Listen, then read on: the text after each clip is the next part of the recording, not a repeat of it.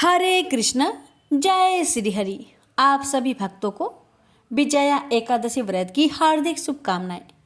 आज आप सभी श्रवण करेंगे एकादशी व्रत में सुनी जाने वाली श्रीमद् भागवत गीता पाठ की यह अध्याय। इन अध्याय को सच्चे मन से श्रद्धा पूर्वक श्रवण करने से विष्णु भगवान की विशेष कृपा प्राप्त होती है और उनकी कृपा से भक्तों की सभी मनोकामना पूर्ण हो जाती है। प्यारे भक्तजनों, आप सभी भक्तों से हमारी निवेदन है कि इस वीडियो को विष्णु भक्तों के पास ज़्यादा से ज़्यादा शेयर करें ताकि सभी भक्तों को विष्णु भगवान की कृपा प्राप्त हो सके। तो आइए रसपान करते हैं श्रीमद् भागवत गीता पाठ की यह अध्याय। प्रेम से बोलिए हरे कृष्ण। श्री भगवान ने कहा, हे अर्जुन, अब मैं तुझे ईर्ष्या न करने के लिए इस परम गोपनीय ज्ञान को अनुभव सहित करता हूँ, जिसको जानकर तू इस दुख रूपी संसार से मुक्त हो सकेगा। यह ज्ञान सभी विद्याओं का राजा, सभी गोपनीयों से भी अति गोपनीय, परम पवित्र, परम श्रेष्ठ है।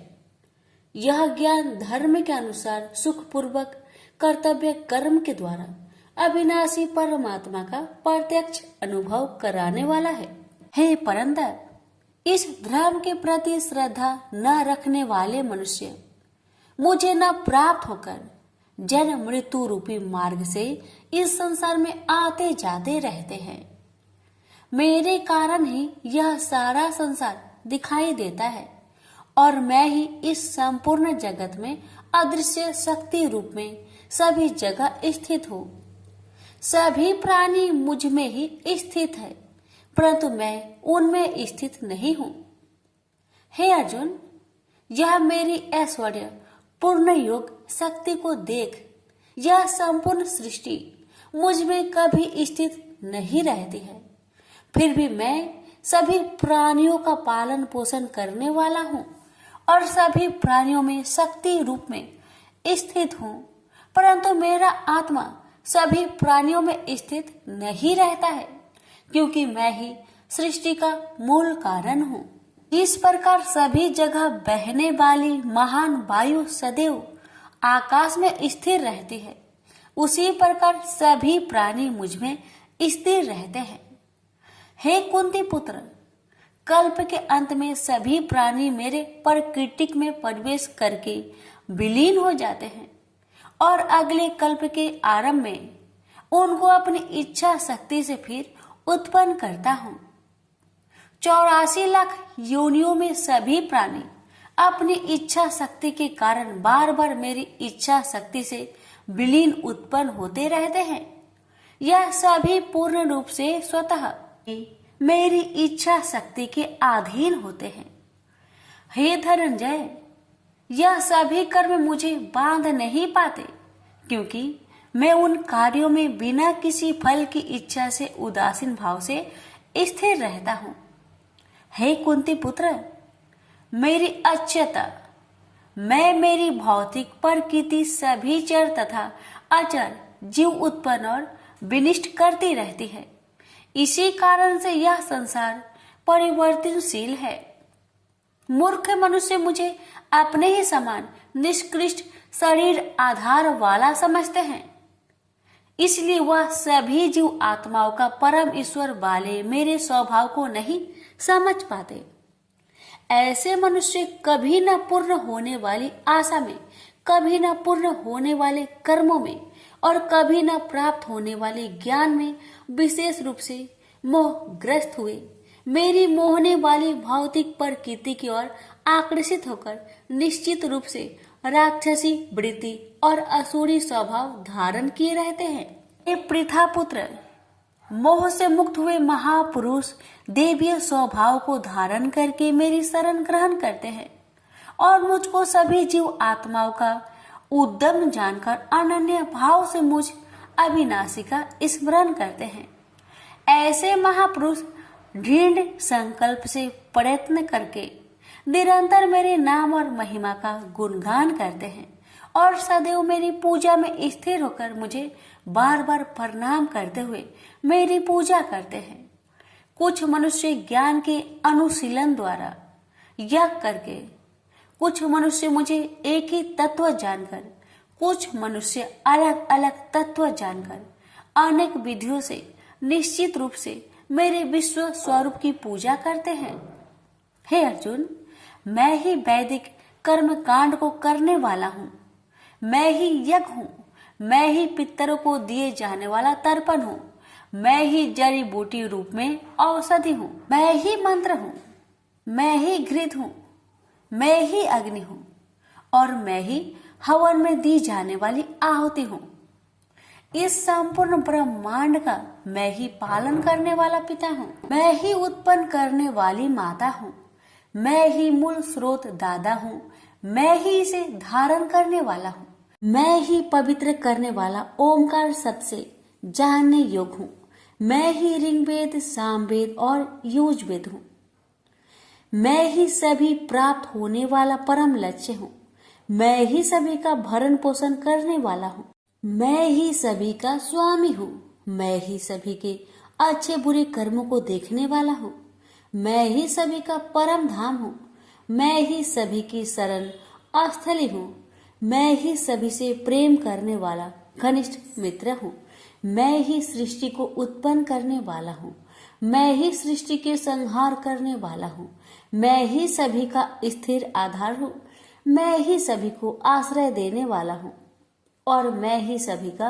अविनाशी कारण हूँ। हे अर्जुन, मैं ही सूर्य रूप में तपकर जल को भाप रूप में रोककर बारिश रूप में उत्पन्न करता हूँ, मैं ही निश्चित रूप से अमर तत्व हूँ, मैं ही मृत तत्व हूँ, मैं ही सत्य रूप में सत्य हूँ और मैं ही असत्य रूप में पदार्थ हूँ। जो मनुष्य तीनों वेदों के अनुसार यज्ञों के द्वारा मेरी पूजा करके सभी पापों से पवित्र होकर सोमरस को पीने वाले के स्वर्ग लोकों की प्राप्ति के लिए प्रार्थना करते हैं, वह मनुष्य अपने पुण्य के फल स्वर्ग इंद्र लोक में जन्म को प्राप्त होकर स्वर्ग में देवी देवताओं वाले सुखों को भोगते हैं। वह जीव आत्मा उस विशाल स्वर्ग लोक के सुखों का भोग करके पुण्य फलों के समाप्त होने पर इस मृत्यु लोक में पुनः जन्म को प्राप्त होते हैं। इस प्रकार तीनों वेदों के सिद्धांतों का पालन करके सांसारिक सुख की कामना वाले मनुष्य बार बार जन्म और मृत्यु को प्राप्त होते हैं। जो मनुष्य एकमात्र मुझे लक्ष्य मानकर अनन्य भाव से मेरी स्मरण करते हुए कर्तव्य कर्म द्वारा पूजा करते हैं, जो सदैव निरंतर मेरी भक्ति में लीन रहता है, उस मनुष्य की सभी आवश्यकताएं और सुरक्षा की जिम्मेदारी मैं स्वयं निभाता हूँ। हे कुंती पुत्र, जो भी मनुष्य श्रद्धा पूर्वक भक्ति भाव से अन्य देवी देवताओं को पूजा करते हैं, वह भी निश्चित रूप से मेरी ही पूजा करते हैं, किंतु उनका वह पूजा करना अज्ञानता पूर्ण मेरी प्राप्ति की विधि से अलग त्रुटि पूर्ण होता है। मैं ही निश्चित रूप से समस्त यागों का भोग करने वाला हूँ और मैं ही स्वामी हूँ, परंतु वह मनुष्य मेरी वास्तविक रूप को तत्व से नहीं जानते, इसलिए वह कामनाओं के अनुसार पूर्ण जन्म को प्राप्त होते हैं। जो मनुष्य देवताओं की पूजा करते हैं वह देवताओं को प्राप्त होते हैं, जो अपने पूर्वजों की पूजा करते हैं वह पूर्वजों को प्राप्त होते हैं, जो भूतों की पूजा करते हैं वह उन भूतों के कुल को प्राप्त होते हैं, परंतु जो मनुष्य मेरी पूजा करते हैं वह मुझे ही प्राप्त होते हैं। जो मनुष्य एक पत्ता, एक फूल, एक फल, थोड़ा सा जल और कुछ भी निष्काम भक्ति भाव से अर्पित करता है, उस शुद्ध भक्त का निष्काम भक्ति भाव से अर्पित किया हुआ सभी कुछ मैं स्वीकार करता हूँ। हे कुंती पुत्र, तू जो भी कर्म करता है, जो भी खाता है, जो भी हवन करता है, जो भी दान देता है और जो भी तपस्या करता है, उस सभी को मुझे समर्पित करते हुए कर। इस प्रकार तू समस्त अच्छे और बुरे कर्मों के फलों के बंधन से मुक्त हो जाएगा और मन से सभी सांसारिक कर्मों को त्याग कर मन को परमात्मा में स्थिर करके विशेष रूप से मुक्त होकर मुझे ही प्राप्त होगा। मैं सभी प्राणियों में समान रूप से स्थित हूँ। सृष्टि में न किसी से देश रखता हूँ और न ही कोई मेरा प्रिय है, परंतु जो मनुष्य शुद्ध भक्ति भाव से मेरा स्मरण करता है तब वह मुझ में स्थिर रहता है और मैं भी निश्चित रूप से उसमें स्थिर रहता हूँ। यदि कोई भी अत्यंत दुराचारी मनुष्य अनन्य भाव से मेरा निरंतर स्मरण करता है तो वह निश्चित रूप से साधु ही समझना चाहिए, क्योंकि वह संपूर्ण रूप से मेरी भक्ति में स्थित है। हे अर्जुन, वह शीघ्र ही मन से शुद्ध होकर धर्म का आचरण करता हुआ चिर अस्थायी परम शांति को प्राप्त होता है। इसलिए तू निश्चित होकर घोषित कर दे कि मेरा भक्त कभी नष्ट नहीं होता। हे पृथा पुत्र, स्त्री, वैश्य, शूद्र, अन्य किसी भी निम्न योनि में उत्पन्न होने वाले मनुष्य हो, वह भी मेरी शरण ग्रहण करके मेरी परम धाम को ही प्राप्त होते हैं। तो फिर पुण्य आत्मा ब्राह्मणों, भक्तों और राजश्री क्षत्रियों का तो कहना ही क्या। इसलिए तू क्षण में नष्ट होने वाले दुख से भरे हुए इस जीवन में निरंतर मेरा ही स्मरण कर। हे अर्जुन, तू मुझ में ही मन को स्थिर कर, मेरा ही भक्त बन, मेरे ही पूजा कर और मुझे ही प्रणाम कर। इस प्रकार अपने मन को मुझ परमात्मा में पूर्ण स्वरूप से स्थिर करके मेरी शरण होकर तू निश्चित रूप से मुझे ही प्राप्त होगा। इस प्रकार उपनिषद, ब्रह्म विद्या तथा योग शास्त्र रूप श्रीमद् भागवत गीता के श्री कृष्ण अर्जुन संवाद में राज विद्या योग नाम का 9वां अध्याय संपूर्ण हुआ। प्रेम से बोलिए श्री कृष्ण भगवान की जय। आप सुनेंगे 9वां अध्याय का महात्म्य। श्री नारायण जी बोले, हे लक्ष्मी जी, दक्षिण देश में एक भाव सुशर्मा नामक क्षुद्र रहता था। वह बड़ा पापी और मांस मदिरा भक्षी था। एक दिन मदिरा पीने से उसकी देह छूट गई और मरकर प्रेत हुआ। वृक्ष पर बैठ गया। एक ब्राह्मण भी उसी नगर में रहता था। दिन को भिक्षा मांगकर स्त्री को लाकर देता। नारी उसकी कलहनी थी। समय पाकर उन दोनों ने प्राण त्यागे और वह दोनों मरकर प्रेत हुए और वह भी उस वृक्ष के तले में आकर रहे। कुछ काल व्यतीत हुआ। तब एक दिन उसकी नारी पिचासनी ने कहा, पुरुष पिचास, तुमको कुछ पिछले जन्म की खबर है? तब पिचास ने कहा, तूने पिछले जन्म में क्या साधना की थी जिससे तुझे खबर है?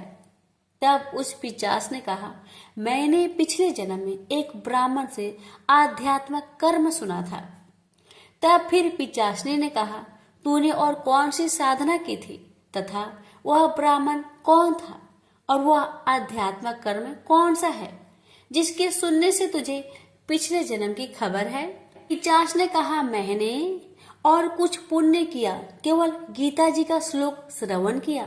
उसका प्रयोजन यह है कि एक समय अर्जुन ने श्री कृष्ण से 3 बातें पूछी थी जो गीता जी की 9वें अध्याय में लिखी है। वह तीनों बातें पिचासनी ने पिचास से श्रवण करी। इन बातों के सुनते ही एक और प्रेत उस वृक्ष से निकला। उसने कहा, अरे पिचासनी, यह 3 बातें फिर से कहो जो अभी सुना रही थी। पिचासनी ने कहा, तू कौन है? मैं तुझे नहीं जानती। मैं अपने पति से पूछती हूँ वह कर्म कौन था जिससे पिछले जन्म की बातें याद रही। तब उसके पति ने पुनः तीनों बातें सुनाई जिनके सुनते ही वह तीनों प्रेत योनि से छुटकर देव देही धारण कर विमानों पर बैठकर बैकुंठ को गए। श्री भगवान जी बोले, हे लक्ष्मी, यह 9वें अध्याय का महात्म्य है। प्रेम से बोलिए लक्ष्मी नारायण की जय। कृष्ण भगवान बोले, हे महाबाहो, मेरी और भी कल्याण कारण वचन सुनो। तुम पर मेरी अत्यंत प्रीति है, अतएव तुम्हारे कल्याण के लिए मैं कहता हूँ। मेरी उत्पत्ति का हाल न तो देवता ही जानते हैं और न महर्षि लोग। मैं ही देवों और महर्षियों का आदि कारण हूँ, जो मुझे अन जन्म अन आदि और सब लोगों का ईश्वर मानते हैं।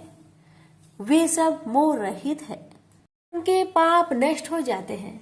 बुद्धिमान क्षमा, सत्य, दम्भ, सम, सुख, दुख, जन्म मरण, भय अभय, अहिंसा, ममता, संताप, तप, दान, यश, अपयश इत्यादि जो अनेक प्रकार के भाव हैं, वे सब मुझसे उत्पन्न होते हैं। 7 महर्षि और उनसे पहले 4 मनुष्य मेरे मन से उत्पन्न हुए। जो मनुष्य मेरी इस विभूति को भली भांति जानते हैं, वे निश्चय योग से सिद्ध होते हैं। इसमें संदेह नहीं, यह जानकर कि मैं ही सबको उत्पन्न करता हूँ और मुझी से सबकी प्रवृत्ति होती है।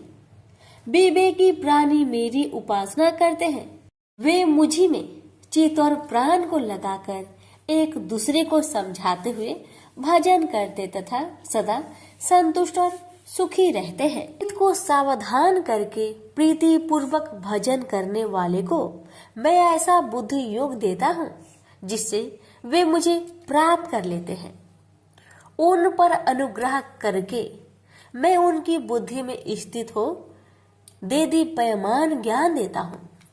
अर्जुन ने कहा, आप परम ब्रह्मा हो, परम धाम हो, परम मित्र, अचल और दिव्य पुरुष हो, आदि देव हो, अनजन्मा हो, सन्यासी हो। तुमको सब ऋषि, देव ऋषि, नारद, अमित, देवज्ञ और व्यास भी ऐसा कह गए और स्वयं में वह तुम भी कह रहे हो। हे केशव, जो तुमने मुझसे कहा है सो सब सत्य मानता हूँ। हे भगवान, देवता और दानव इन दोनों ने ही तुम्हारे रूप को नहीं जाना है।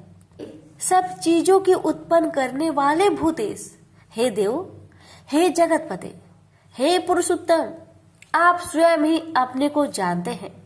अतः आप अपनी गत दिव्य विभूतियों का हाल पूर्णतया वर्णन कीजिए, जिनके द्वारा आप इन सब लोगों में व्याप्त हो रहे हैं। चिंतन करता हुआ भी मैं आपको किस प्रकार से जान सकता हूँ? आपका ध्यान किन किन भावों से करना उचित है? हे जनार्दन, कृपया अपनी माया और विभूतियों को विस्तार से कहिए। अमृत रूपी आपकी इस वाणी को सुनने से मेरा मन तृप्त नहीं होता। श्री कृष्ण बोले, मेरा विस्तार तो अनंत है, तो भी मुख्य मुख्य विभूतियों को मैं तुम्हें सुनाता हूँ। गुणकेश, समस्त भूतों के अंत कारण में रहने वाला आत्मा मैं ही हूँ। मैं ही उनका आदि मध्य अंत हूँ। मैं ही आदित्य में विष्णु, प्रकाश को मैं अनेक किरणों से भूषित सूर्य, मरुद गणों में मरीच, नक्षत्रों में चंद्रमा मैं ही हूँ। मैं वेदों में सामवेद, देवों में विष्णु, इंद्रियों में मन और धृत मात्र में चैतन्य मैं ही हूँ।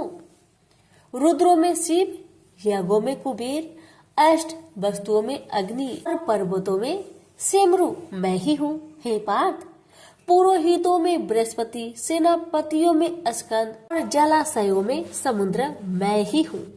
मैं महर्षियों में भृगुबानी हूँ, अक्षरों में ओंकार, यज्ञों में जप, यज्ञों और स्वथवारों में हिमालय मैं ही हूँ। वृक्षों में पीपल, देव ऋषियों में नारद, गंधर्वों में चित्ररथ, सिद्धों में कपिल मुनि, वेदों में अमृत से उत्पन्न उच्च श्रवा, गजेंद्रों में ऐरावत और मनुष्यों में राजा मैं ही हूँ। धातुओं में वज्र, गौओं में कामधेनु, प्रजा की उत्पत्ति करने वालों में कामदेव और सर्पों में वासुकी मैं ही हूँ। नागों में शेषनाग, जलचरों में वरुण, पितरों में आर्यमा और शासन करने वालों में यमराज मैं ही हूँ।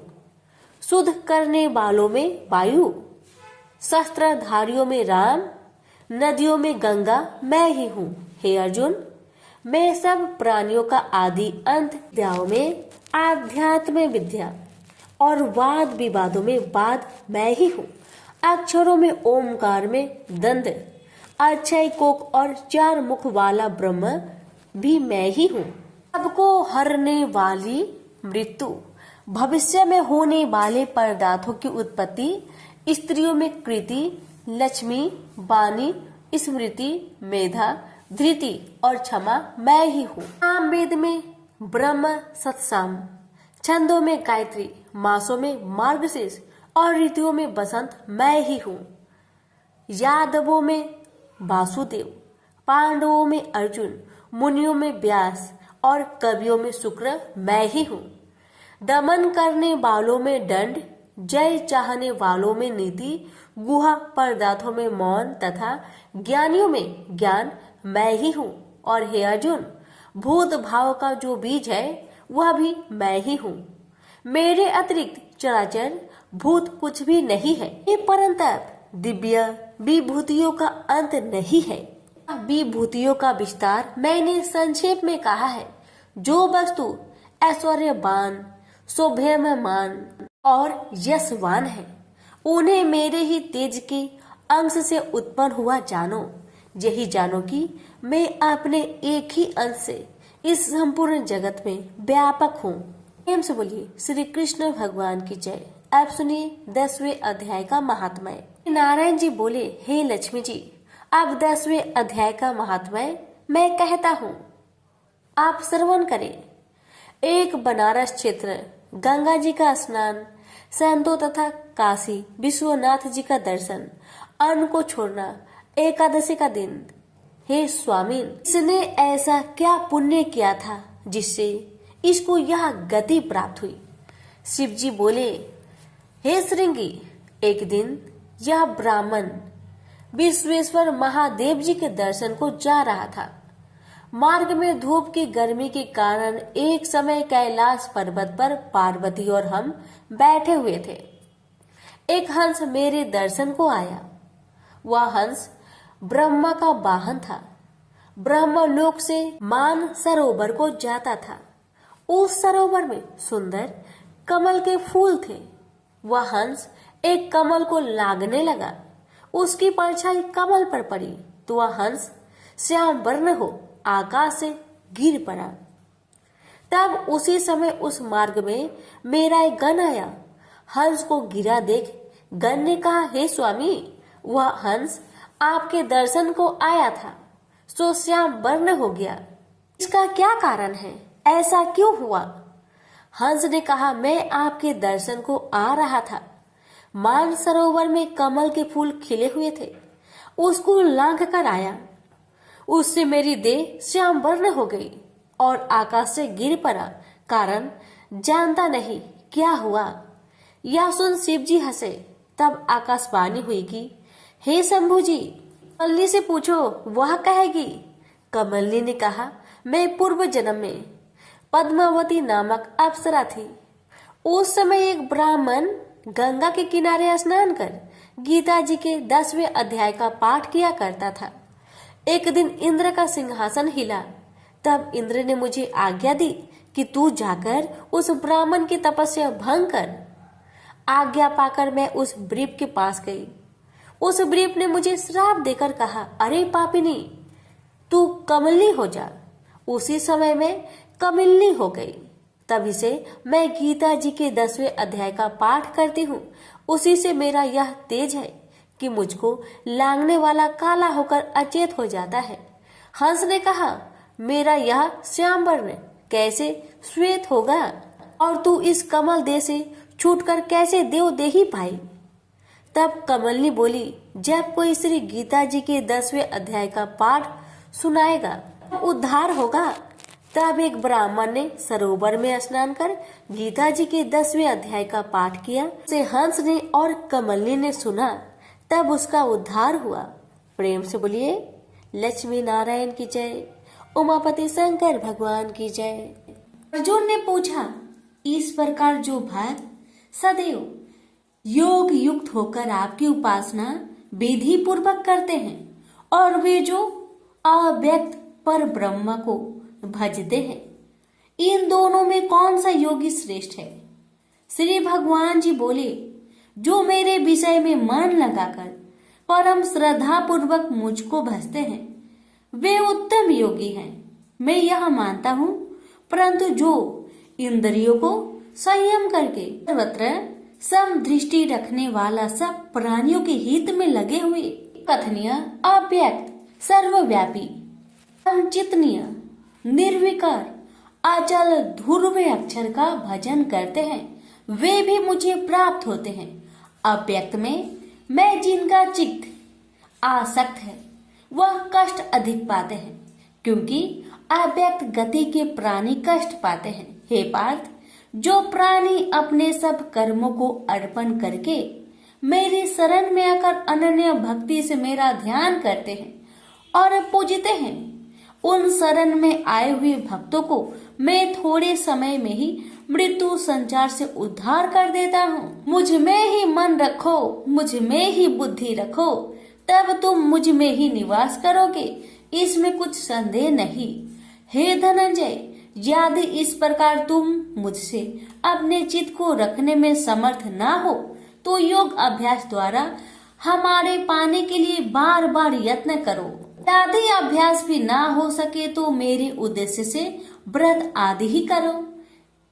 यदि मेरे लिए तुम कर्म करोगे तो भी तुम्हें मुक्ति प्राप्त होगी, और यदि ऐसा भी ना कर सके तो मन को रोककर अनन्य भाव से मेरी शरण में आओ और फल की आशा छोड़कर कर्म करो, क्योंकि अभ्यास से ज्ञान उत्तम है, ज्ञान से ध्यान श्रेष्ठ है, त्याग से शांति प्राप्त होती है। जो किसी से द्वेष नहीं करता सबका मित्र है, दयाधारी है, ममता और अहंकार जिसमें नहीं है, सुख दुख को जो समान जानता है, क्षमावान है, संतोषी है, स्थिर चित्त से इंद्रियों को बस में रखता है, दृढ़ निश्चयवान है, मुझ में अपने मन और बुद्धि को लगाए हुए है, ऐसा मेरा भक्त मुझे प्रिय है, जिसे न लोगों का भय है न लोगों से डरता है। ऐसा जो हर्ष, ईर्ष्या, दुष्टों के भय और विषाद से रहित है, वह मेरा प्रिय है। जो कुछ मिले उसी में संतुष्ट, पवित्र पक्ष, निष्पक्ष, दुख रहित, फल की आशा त्याग कर करने वाला, ऐसा जो मेरा भक्त है वह मुझे प्रिय है। जो लाभ से प्रसन्न हो, किसी से द्वेष न करे, इष्ट पदार्थ के नष्ट होने से दुखी न हो, किसी वस्तु की इच्छा न करे, अशुभ तथा शुभ दोनों का त्यागी हो, वह भक्त मेरा परम प्रिय है। जिसको शत्रु और मित्र, मान और अपमान, सर्दी और गर्मी, सुख तथा दुख समान है, और जो वासनाओं से रहित है, निंदा एवं स्तुति को समान जानता है, जो मुझ में श्रद्धा करके मुझे मानता हुआ इस अमृत के समान कल्याणकारक धर्म का आचरण मेरे उपदेश अनुसार करते हैं, वे मुझे अत्यंत प्रिय है। प्रेम से बोलिए श्री कृष्ण भगवान की जय। आप सुनिए 12वें अध्याय का महात्म्य। श्री भगवान बोले, हे लक्ष्मी, अब 12वें अध्याय का महात्म्य सुनो। दक्षिण देश में एक सुखानंद नाम का राजा रहता था, जिसके नगर में एक अत्यंत लंपट रहता था। एक गणिका से उसकी प्रीति थी। वह दोनों एक देवी के मंदिर में जाकर मदिरा पान किया करते, मांस खाए और भोग भोगे।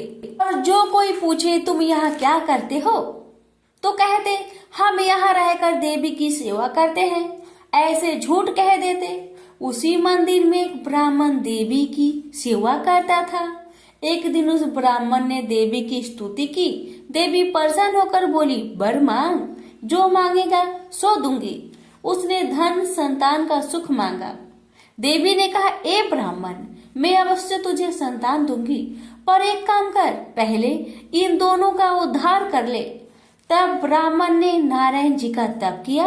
भगवान प्रसन्न हुए तथा नारायण जी गरुड़ पर बैठकर आए और कहा, तेरी क्या कामना है? ब्राह्मण ने पूछा, इन दोनों का उद्धार कैसे हो? श्री नारायण जी बोले, हे ब्राह्मण, गीता जी के 12वें अध्याय का पाठ सुनाओ तो दोनों का उद्धार हो जाएगा। तब उन दोनों ब्रीप ने भगवान की स्तुति कर धन्यवाद दिया।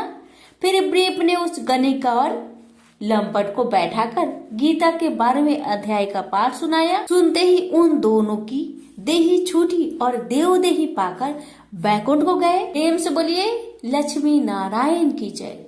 भगवान बोले, हे लक्ष्मी, संसार अश्वत्थ पीपल के समान है, जिसकी पुरुष रूप जड़ ऊपर है, चराचर शाखा नीचे है, वेद इसके पत्ते हैं। जो यह जानता है वही वेद का ज्ञाता है। इसकी शाखा ऊपर नीचे फैली हुई है। सत्य, रज, तम और गुण इसकी रज वाहिनी नसें हैं, जिनसे इनका पालन होता है। शब्द रूप इनकी डालियां हैं। वह पीछे कर्म रूप में प्रकट होने वाली इसकी जड़ नीचे मनुष्य लोक में और भी नीचे तक चली गई है। और अश्वत्थ का यह रूप इसका आदि अंत और आकार संसारी प्राणी के ध्यान में नहीं आता, तथापि इसकी जड़ गहरी है। ऐसे इस पीपल का वैराग्य रूप ढींढ शास्त्र से काटकर वह स्थान ढूंढना चाहिए जहां फिर से लौटना नहीं पड़ता, और साथ ही यह विचारना चाहिए कि जिसमें वह पुरातन प्रवृत्ति उत्पन्न हुई है, मैं उसी आदि पुरुष की शरण हूँ। अहंकार और मोह रहित, संग दोष को जीतने वाले, आत्मज्ञान से निरत, सब कामनाओं से दूर, सुख दुख नामक दंड पदार्थों से युक्त ऐसे ज्ञानी पुरुष शाश्वत पद को पाते हैं। जैसे सूर्य, चंद्र या अग्नि प्रकाशित नहीं करते, वहां मेरा परम धाम है, वहां जाकर लौटना नहीं होता। मेरा सनातन अंश इस जीव लोक में जीव का रूप धरकर प्रकृति में स्थिर है। पांचों इंद्रियों और छठे मन को उससे छुड़ाता है, जैसे वायु पुष्प आदि की गंध को दूसरे स्थान में ले जाती है। इसी प्रकार यह देह स्वामी शरीर धारण करने के बाद जब उसका परित्याग करता है, तब इंद्रियों और मन को साथ ले जाता है।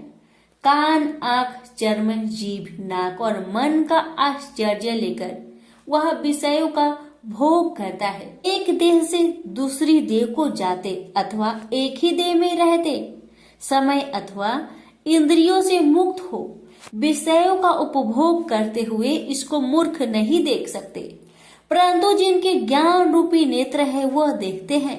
यत्न करने से योगी जन इसे देखते हैं, परंतु अज्ञानी यत्न करने पर भी नहीं देख पाते। जो तेज सूर्य, चंद्र और अग्नि में वर्तमान है और जगत को प्रकाशित करता है, उसे मेरा ही तेज जानो। मैं पृथ्वी में प्रवेश कर अपने तेज से समस्त भूतों को धारण करता हूँ, और इसमें भरा हुआ चंद्रमा बनकर मैं ही सब औषधियों का पोषण करता हूँ। मैं जठर अग्नि होकर सब प्राणियों की देह में प्रविष्ट हूँ, और प्राण वायु अपान वायु से संयुक्त होकर चारों प्रकार भक्ष्य, भोज्य, चोष्य, लेहा से भोजन किए हुए प्राणियों के अन्न को पचाता हूँ। संसार में क्षर और अक्षर दो पुरुष है। जितने नाशवान प्राणी हैं वो क्षर कहलाते हैं और स्थिर चैतन्य को अक्षर कहते हैं। मैं अक्षर और क्षर में उत्कृष्ट हूँ। इसी कारण से लोक और वेद में जो पुरुषोत्तम के रूप को जानता है वह सब कुछ जानता है और सर्व भाव से मेरा ही स्मरण करता है। प्रेम से बोलिए श्री कृष्ण भगवान की जय। सुनिए 15वें अध्याय का महात्म्य। उत्तर प्रदेश में एक नरसिंह नामक राजा था और सुभंग नामक मंत्री था। राजा को मंत्री पर बड़ा भरोसा था। मंत्री के मन में कपट था। मंत्री चाहता था राजा को मारकर यह राज्य मैं ही करूं। इस तरह कुछ काल व्यतीत हुआ। एक दिन राजा नौकर चाकरों सहित सो रहा था। तब मंत्री राजा को सारे नौकरों सहित मारकर राज्य करने लगा। कुछ काल व्यतीत हुआ, तब वह भी मर गया। धर्मराज के पास दूध बांध कर ले गए। धर्मराज बोला, हे यमदूतो, यह बड़ा पापी है, इसको नरक में डालो। हे लक्ष्मी, इस प्रकार कई नरक भोगकर धर्मराज की आज्ञा से घोड़े की योनि में आया। सिंघल द्वीप में जन्मते घोड़ा हुआ। एक सौदागर ने बहुत से घोड़े को मोल लिया और वह घोड़ा खरीदकर अपने देश को चला। चलते चलते अपने देश में आया। तब वहां के राजा ने सुना कि अमुक सौदागर बहुत से घोड़े ले आया है। तब राजा ने उसे बुलाया और कई घोड़े खरीदे। उस घोड़े को भी खरीदा। जब उस घोड़े ने राजा को देख उसने सिर फेर लिया। यह देख राजा बोला, क्या बात है, जो घोड़े ने सिर फेरा है? राजा ने पंडित को बुलाकर पूछा कि इस घोड़े ने हमें देखकर सिर क्यों फेरा, इसका क्या कारण है। पंडित ने कहा, राजन, इस घोड़े ने तुमको सिर नवाया है। राजा ने कहा, यह बात नहीं है। कई दिन पीछे राजा शिकार खेलने को उसी घोड़े पर सवारी करके गया। वह घोड़ा बहुत तेज चलता था। राजा शिकार खेलता खेलता बहुत दूर चला गया। उसी दिन राजा ने जाते ही शिकार मारा। राजा बहुत प्रसन्न हुआ। दोपहरी की गर्मी के कारण राजा को प्यास लगी। तब राजा ने वन में एक साधु को कुटिया में बैठे देखा। तालाब से जल भरा हुआ था। वहां राजा उतरा, घोड़े को वृक्ष में बांधकर कुटिया में गया तो साधु अपने पुत्र को गीता जी के 15वें अध्याय का पाठ सिखा रहा था। वृक्ष के पट्टे पर श्लोक लिखकर बालक से कहा, खेलते भी रहो और इसको कंठ करो। उस पत्ते को घोड़े ने देखा तो तुरंत उसकी देह छूट गई। देवदेही पाई, स्वर्ग से विमान आया, उस पर बैठ बैकुंठ को चला। इतने में ही राजा जल पीकर बाहर आया। देखा तो घोड़ा मरा है। राजा चिंतित होकर बोला, यह घोड़ा किसने मारा है, इसे क्या हुआ। इतने में वह बोला, हे राजन, तेरे घोड़े का चैतन्य मैं हूँ। मैंने अब देवदेही पाई है, बैकुंठ को चला हूँ। राजा ने पूछा, तुमने कौन सा पुण्य किया है। घोड़ा बोला, यह बात ऋषिवर से पूछो। राजा ने मुनीश्वर से पूछा। मुनि बोला, हे राजन, गीता जी का श्लोक लिखा हुआ पत्ता इसके आगे पड़ा है। घोड़े ने यह अक्षर देखे हैं, इस कारण घोड़े की सदगति हुई है। श्री नारायण जी बोले, हे लक्ष्मी, यह गीता के 15वें अध्याय का महात्म्य मैंने तुमको सुनाया। प्रेम से बोलिए लक्ष्मी नारायण की जय। अर्जुन ने पूछा, हे केशव, मैं संन्यास एवं त्याग के तत्व पृथक पृथक जानने की इच्छा करता हूँ। श्री कृष्ण बोले, हे पार्थ, कामना वाले कर्मों के त्याग को ज्ञानी लोग संन्यास मानते हैं और अज्ञानी पुरुष फल के त्याग को त्याग कहते हैं। कोई पंडित कर्म को दोष युक्त जानकर त्यागना ठीक कहते हैं। कोई यज्ञ, दान, तप आदि कर्मों को छोड़ने योग्य बताते हैं। हे भारत, त्याग के विषय में मेरा ऐसा मत है कि त्याग 3 प्रकार के हैं। यज्ञ, दान, तप आदि कर्मों को नहीं त्यागना चाहिए। ये सब कर्म आसक्त और फल को त्याग कर करने चाहिए। मेरे निश्चय मत यही है जो सर्वोत्तम है। अपने नियमित कर्मों का त्यागना उचित नहीं है। यह मोहवश ऐसा किया जाए तो वह तामस त्याग है, कर्म दुखप्रद है।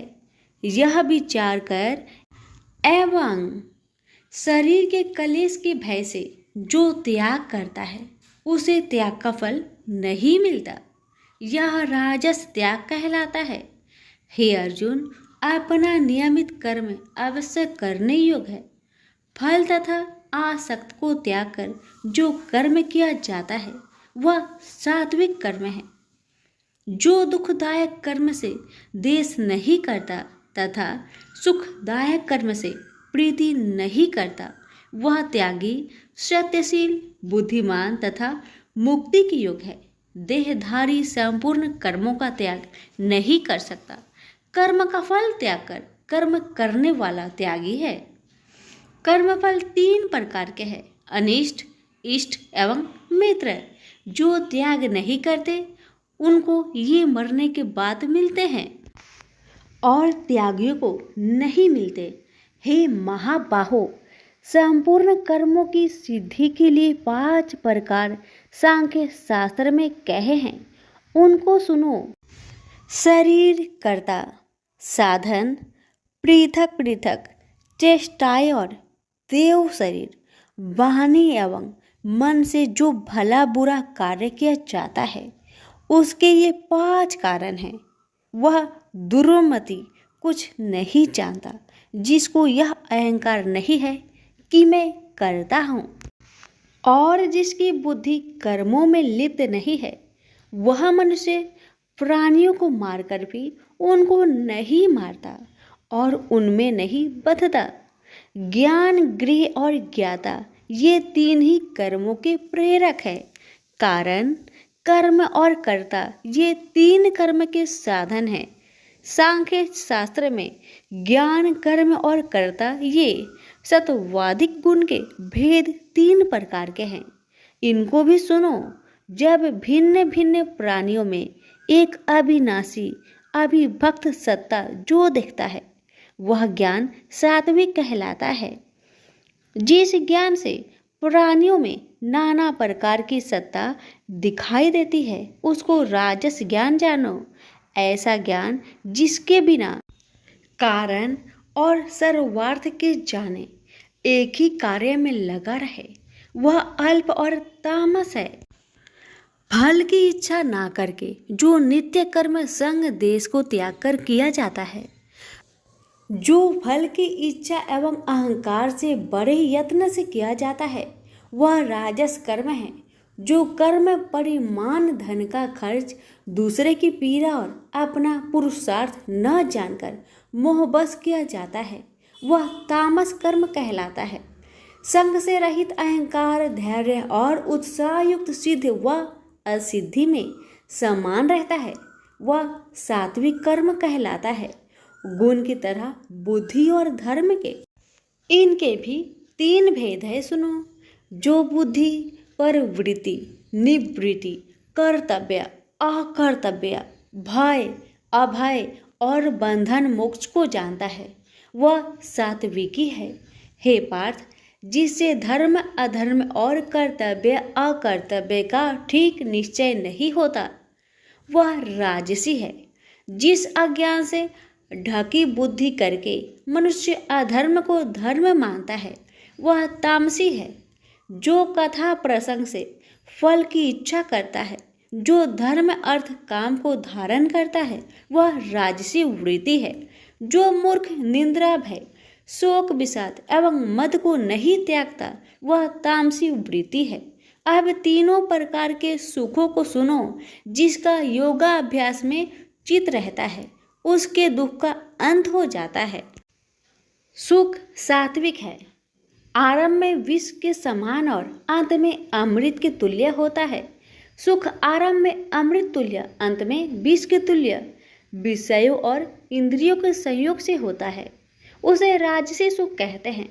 जो सुख आदि और अंत दोनों में मनुष्य को मोह में फंसाता है और जो आलस्य तथा प्रमोद से उत्पन्न होता है वह तामस सुख है। सम, दम, तप, पवित्रता, क्षमा, नम्रता, ज्ञान, अनुभव और परलोक में श्रद्धा ये ब्राह्मणों के स्वाभाविक सिद्ध कर्म है।